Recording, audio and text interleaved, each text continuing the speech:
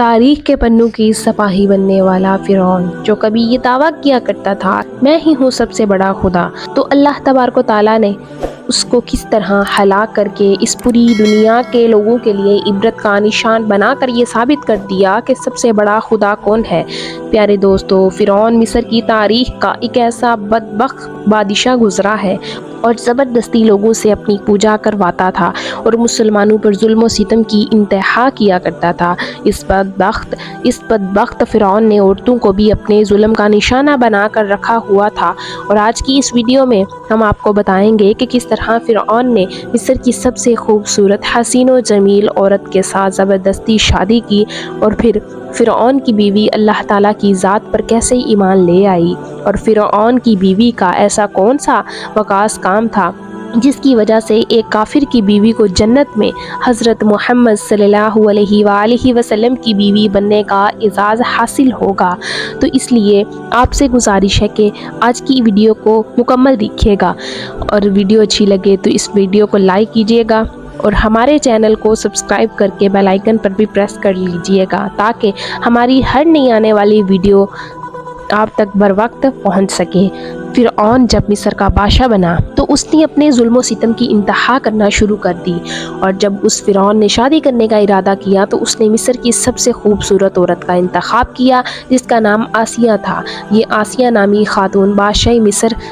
شاہ مصر ریان بن ولید کی اولاد میں سے تھی۔ جب فرعون نے شادی کا پیغام بھجوایا تو یہ بات حضرت آسیہ رضی اللہ تعالی عنہا اور ان کے والد کو بہت ناگوار گزری، کیونکہ فرعون اپنے ظلم اور بریت کی وجہ سے مشہور تھا، اور اسی طرح حضرت آسیہ رضی اللہ تعالی عنہا بھی فرعون کو سخت ناپسند کرتی تھیں۔ حضرت آسیہ رضی اللہ تعالی عنہا ایک نہایت حسین تھیں اور ان کے پاس مال و دولت کی کوئی کمی نہیں تھی، اور پھر ان کے والدین نے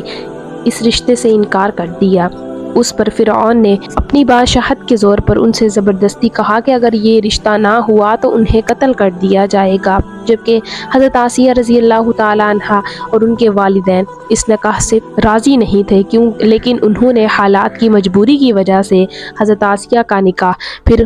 فرعون سے کر دیا۔ شادی تو کر لی، لیکن شادی ہونے کے بعد بھی اللہ تبارک و تعالیٰ نے حضرت آسیہ رضی اللہ تعالیٰ عنہ کو فرعون سے محفوظ رکھا اور وہ آپ پر قادر نہ ہو سکا۔ اس کے بارے میں مفسرین لکھتے ہیں کہ شادی کی پہلی ہی رات جب فرعون حضرت آسیہ سے ہم بستری کرنے کے لیے کمرے میں داخل ہوا تو اللہ تبارک و تعالیٰ نے اس پر نیند کا ایسا غلبہ ڈالا کہ وہ ساری رات ہی سوتا رہا، اور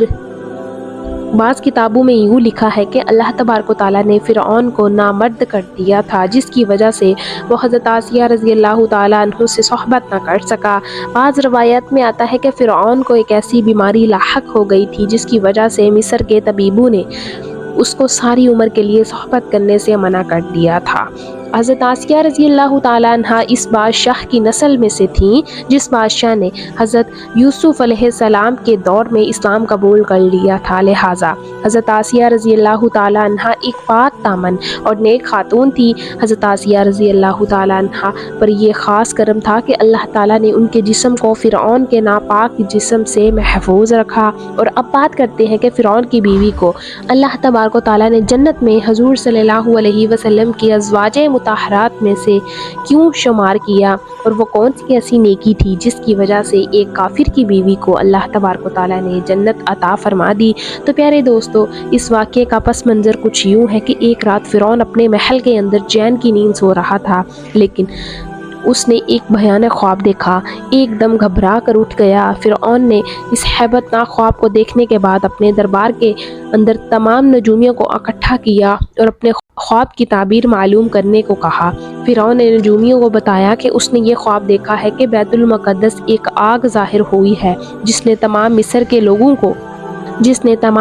لوگوں کو جلا کر راکھ کر دیا، اور بنی اسرائیل کے مسلمان اس آگ سے محفوظ رہتے ہیں۔ چنانچہ اس وقت نجومیوں نے اپنے علم کا استعمال کیا اور اس خواب کی تعبیر نکالی، اور نجومیوں نے فرعون کو یہ تعبیر بتائی کہ تمہاری ہی سلطنت میں سے ایک بچہ پیدا ہوگا جو تمہیں تباہ و برباد کر کے رکھ دے گا اور خود تمہاری سلطنت پر قابض ہو جائے گا۔ نجومیوں کی بات سن کر خوف اور وحشت سے فرعون کو پورا وجود لرزنے لگا۔ چنانچہ فرعون نے اپنی سلطنت کے چھن جانے کے خوف سے یہ حکم جاری کیا کہ بنی اسرائیل کے جس گھر میں بھی لڑکا پیدا ہو اس کو قتل کر دیا جائے۔ جب حضرت موسیٰ علیہ السلام پیدا ہوئے تو ان کی والدہ نے فرعون کے ظلم کے خوف سے حضرت موسیٰ علیہ السلام کو ایک صندوق میں رکھ کر دریا میں ڈال دیا۔ دریا سے ایک نہر فرعون کے محل کے پاس سے بہتی تھی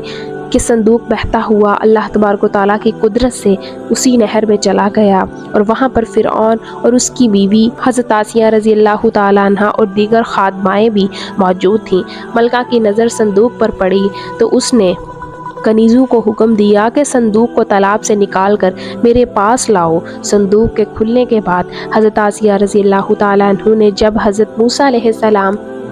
کے چہرے انور پر نور دیکھا تو انہوں نے حضرت موسیٰ علیہ السلام کو اپنا بیٹا بنا لیا اور فرعون سے کہنے لگی، یہ بچہ میری اور تیری آنکھوں کی ٹھنڈک ہے، اسے قتل نہ کر دینا۔ اس پر فرعون نے کہا کہ یہ صرف تیری آنکھوں کی ٹھنڈک ہے، میری آنکھوں کی ٹھنڈک نہیں ہے۔ میں بنی اسرائیل کا کوئی بچہ نہیں پالنا چاہتا۔ مگر حضرت آسیہ رضی اللہ تعالیٰ عنہ نے فرعون کو کسی طرح راضی کر لیا اور اس نے کہا کہ تم رکھ لو، مجھے اس کی کوئی حاجت نہیں۔ لہٰذا اسی طرح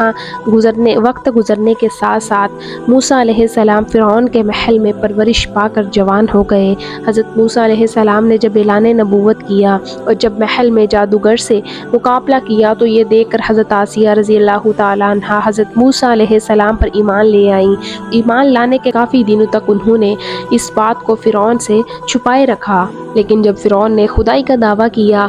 اور لوگوں سے حق کو سجدہ کروانے لگا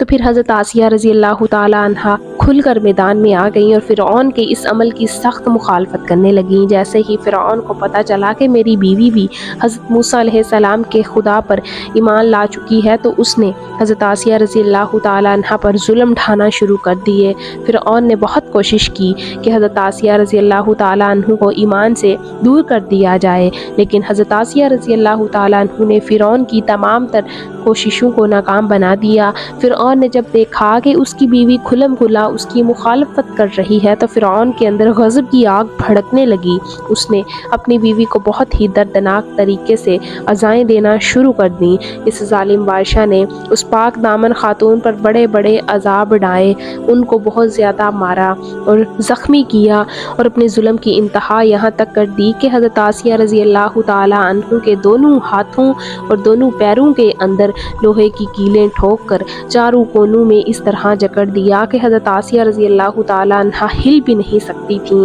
اور بھاری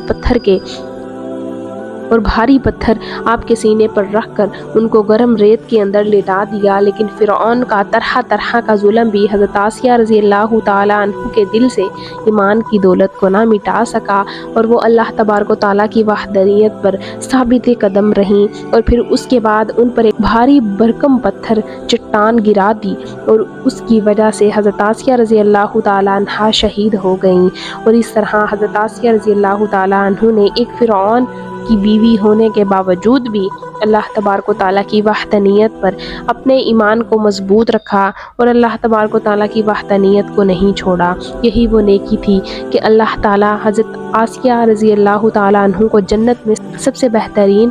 نام عطا فرمائیں گے۔ جب حضرت آسیہ رضی اللہ تعالیٰ عنہ جنت میں جائیں گی تو وہ حضور پاک صلی اللہ علیہ وسلم کی زوجہ محترمہ ہوں گی۔ اللہ تبارک و تعالیٰ نے ان کا شمار حضور صلی اللہ علیہ وسلم کی ازواج مطہرات میں فرمایا ہے۔ احادیث میں آیا ہے کہ حضور صلی اللہ علیہ وسلم کا نکاح جنت میں حضرت مریم رضی اللہ تعالیٰ عنہا، حضرت آسیہ رضی اللہ تعالیٰ عنہا یعنی کہ فرعون کی بیوی اور حضرت موسیٰ علیہ السلام کی بہن سے ہوگا۔